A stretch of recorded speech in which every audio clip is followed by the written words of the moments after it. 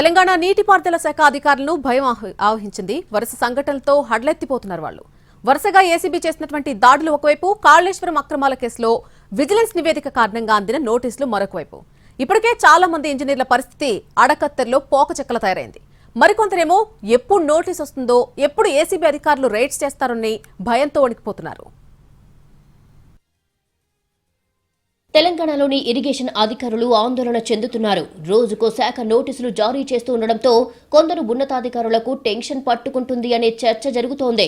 మొన్నటి వరకు విజిలెన్స్ తో ఇబ్బంది పడ్డ అధికారులు అది ముగియకముందే ఏసీబీ వరుస దాడులు చేస్తోంది. ఇటీవల ఏసీబీ దాడుల్లో ఈఎన్సీ హరిరామ్, కరీంనగర్లో పనిచేస్తున్న కాళేశ్వరం ఎగ్జిక్యూటివ్ ఇంజనీర్ నూనె శ్రీధర్లు జైలు పాలయ్యారు. నూనె శ్రీధర్ను ఏసీబీ కస్టడీలోకి తీసుకుంది.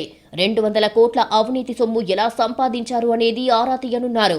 శ్రీధర్ విచారణలో ఇంకా ఎవరెవరి పేర్లు బయటికి వస్తాయోనని ఆందోళనలో ఉన్నారు కొందరు అధికారులు. త్వరలోనే విజిలెన్స్ రిపోర్ట్ ఆధారంగా మరికొందరు అధికారులపై ఏసీబీ దాడులు చేస్తుంది అనే టెన్షన్ అధికారుల్లో ఉందని జలసౌదలో చర్చ జరుగుతోంది. కాళేశ్వరం కుంగుబాటు అంశంలో దాదాపు 40 మందికి పైగా అధికారులపై చర్యలు తీసుకోవాలని రాష్ట్ర ప్రభుత్వానికి విజిలెన్స్ నివేదికను ఇచ్చింది. ఇందులో కింది స్థాయి అధికారులతో పాటు పై స్థాయి అధికారులు కూడా ఉన్నారని ఆరోపణలు ఉన్నాయి. ముఖ్యంగా 17 మందిపై క్రిమినల్ చర్యలు తీసుకోవాలని విజిలెన్స్ రిపోర్టు సిఫార్సు చేసింది. దీనికి తోడు ఏసీబీ వరుస దాడుల నేపథ్యంలో తమపై ఎప్పుడు దాడి జరుగుతుందోనని టెన్షన్లో కొందరు అధికారులు, ఉన్నతాధికారులు సైతం ఉన్నారని అటు జలసౌద, ఇటు సెక్రటేరియట్లో మాట్లాడుకుంటున్నారు. విజిలెన్స్ నివేదికపై ప్రభుత్వం చర్యలు ప్రారంభించింది. నివేదికలో పేర్కొన్నట్లు 40 మంది తాజా, మాజీ ఇరిగేషన్ అధికారులకు నీటిపారుదల శాఖ నోటీసులు పంపింది. విజిలెన్స్ రిపోర్టు ఆధారంగా ఎందుకు చర్యలు తీసుకోకూడదో వారం రోజుల్లోగా సమాధానం ఇవ్వాలని నోటీసులలో పేర్కొంది ఇరిగేషన్ శాఖ. ఇచ్చిన గడువులోగా సమాధానం ఇవ్వకపోతే చర్యలు ఉంటాయని హెచ్చరించింది.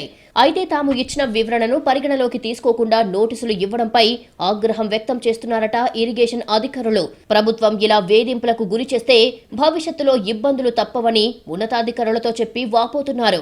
ఇక ఇదంతా ఒకవైపు అయితే, మరోవైపు కాళేశ్వరం కమిషన్ విచారణ ఫైనల్ స్టేజ్ కి చేరింది.